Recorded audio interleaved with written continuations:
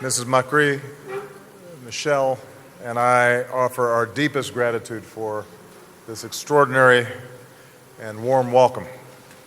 And we bring with us the warm greetings of the American people in return. And let me say at the outset, I will not make a liar out of you, and we will make sure to come back. Because this country is extraordinary and its people are wonderful. You know, in 1961, the year I was born, two of our predecessors, President John F. Kennedy and President Arturo Frondizi, sat down for a meeting in Florida. One of the agenda items was what to do about Cuba. What actions, if any, to take against their government or exclude them from our hemisphere. I don't remember this meeting. I was only 4 months old.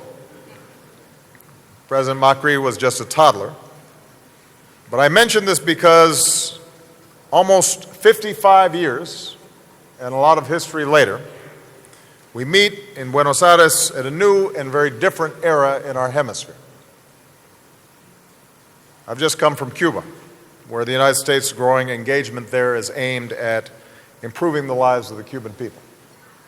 And I'm here in Buenos Aires because, Mr. President, the world has noticed your eagerness to re-engage Argentina with the global community and to reassert the global leadership that historically Argentina has played. And we welcome that very, very much.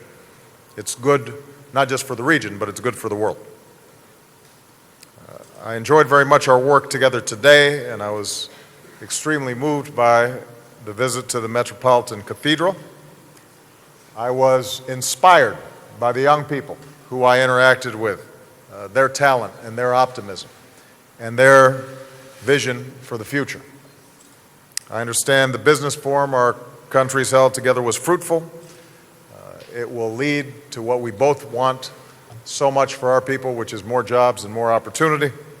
And I know that our spectacular First Ladies outshone us, as they usually do, and highlighted the vital importance of opportunity and education and equality for our girls and our women.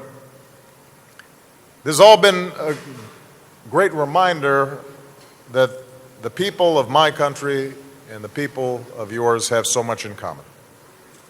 We share the same values of freedom and opportunity and a commitment to justice and human rights and rule of law. We try to live up to the example of a singular Argentinian, His Holiness Pope Francis, who I was honored to host last year at the White House. And we know that our work as nations must be about lifting up the most vulnerable and caring for the least of these and treating people as we would want ourselves to be treated. We even possess the same pioneering frontier spirit. We have different names for it. We call it cowboys, you call it gauchos. And I've confessed that I have been intrigued to visit a country that maybe eats more red meat than the United States of America. That's hard to find. That's not an easy claim to take from cowboys. But my hope is that given the extraordinary history between our two countries, that this is a new beginning. I am coming to the end of my term as President of the United States. Michelle, by the way, is quite pleased about that. You are just getting started. But as we meet here today, what we recognize is that the opportunities and possibilities for our two countries are not bound by just two leaders. They're bound by our fellow citizens and the friendships and the bonds and the common interests that we share and that we can promote.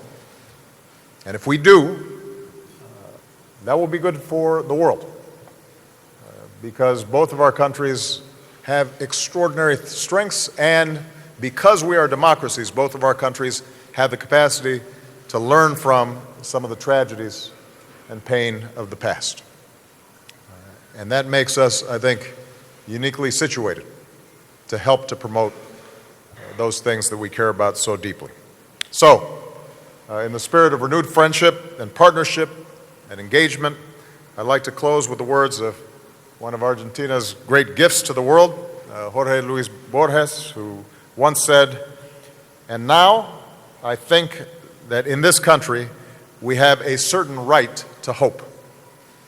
I think we have a certain right to hope as a consequence of the extraordinary work we're doing today. You know, the work that she's doing to prepare more of our young people, and especially our young women, for the jobs of tomorrow is inspiring.